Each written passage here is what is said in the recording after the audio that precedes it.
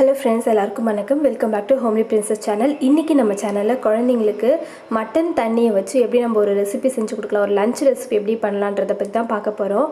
இது வெயிட் கெய்னிங்க்கு ரொம்பவே நல்லாயிருக்கும். அது மட்டும் இல்லாமல் இப்போ நீங்கள் எப்பயுமே ரசம் சாதம்லாம் கொடுப்பீங்க இல்லையா, அது கொடுக்குறீங்கன்னா அதை அவாய்ட் பண்ணிவிட்டு இந்த மாதிரி நீங்கள் கொடுத்தீங்கன்னா கண்டிப்பாக வெயிட் கெயின் ஆகும்.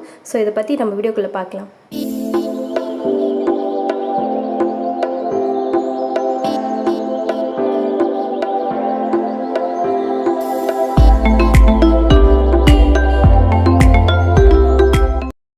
ஸோ இப்போ பார்த்தீங்கன்னா நான் மட்டன் வேக வச்ச தண்ணியிலேருந்து கொஞ்சமாக நான் குழந்தைக்கு தேவையான அளவுக்கு நான் எடுத்து வச்சுருக்கேன். இது வந்து பார்த்திங்கன்னா ஆல்ரெடி நான் எப்படி குழந்தைக்கு மட்டன் சூப் வந்து கொடுக்கணும், அதாவது மட்டன் தண்ணி நம்ம எப்படி குழந்தைக்கு கொடுத்தா வெயிட் கெயின் ஆகுன்றதை பற்றி வீடியோ போட்டிருக்கேன்.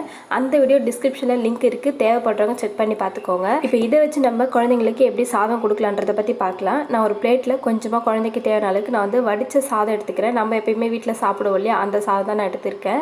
இப்போ நல்லா வந்து ஃபோர்க் வச்சு மேஷ் பண்ணிக்கிறேன். உங்ககிட்ட மேஷர் இருந்தால் மேஷ் பண்ணிக்கோங்க, இல்லை கையால் பிசைஞ்சு ஊட்டினா உங்கள் குழந்தை சாப்பிடுவாங்க அப்படின்னா கையால் பிசைஞ்சு கூட நீங்கள் ஊட்டி விடலாம். இந்த ரெசிபியை 8 மாதத்துலேருந்து 2 வயசு குழந்தை வரைக்கும் நீங்கள் தாராளமாக லஞ்ச் ரெசிபி கொடுக்கலாம்.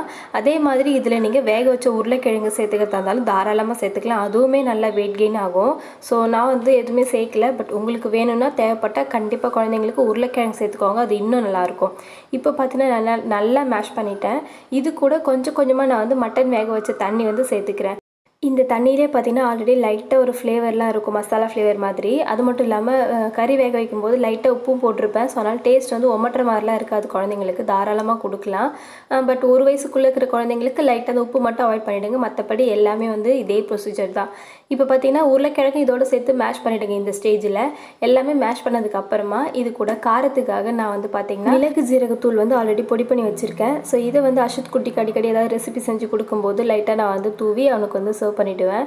அதனால் நான் அந்த பவுடர் வந்து ரெடியாக வச்சுருக்கேன். நீங்கள் இல்லைனா அது மாதிரி செஞ்சு வச்சுக்கோங்க. ஒரு குட்டி டப்பாவில் மிளகு சீரகம் நல்லா ட்ரை ரோஸ்ட் பண்ணி வறுத்து பொடி பண்ணி வச்சுக்கோங்க. இப்போ இதோட நான் சேர்த்துட்டாலே நல்லா மிக்ஸ் பண்ணிவிட்டு, இன்னுமே உங்களுக்கு கொஞ்சம் வாட்டரியாக வேணும் அப்படின்னா இன்னும் கொஞ்சம் வந்து தண்ணி சேர்த்துக்கலாம். இதுவே என்ன வந்து கரெக்டான கன்சிஸ்டன்சியில் இருக்குது. 8 மாதத்துலேருந்து ஒரு 10 மாதம் குழந்தைக்கு இந்த மாதிரி கொடுக்கலாம்.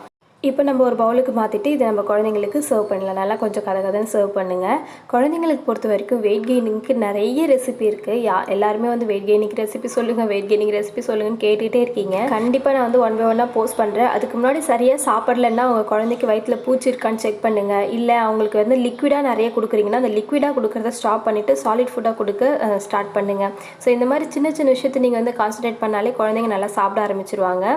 ஸோ இந்த வீடியோ பற்றி உங்களுக்கு ஏதாவது டவுட் இருந்தால் கமெண்ட்டில் கேளுங்க, நான் ரிப்ளை பண்ணுறேன். உங்களை அடுத்த வீடியோவில் பார்க்குறேன். பாய்.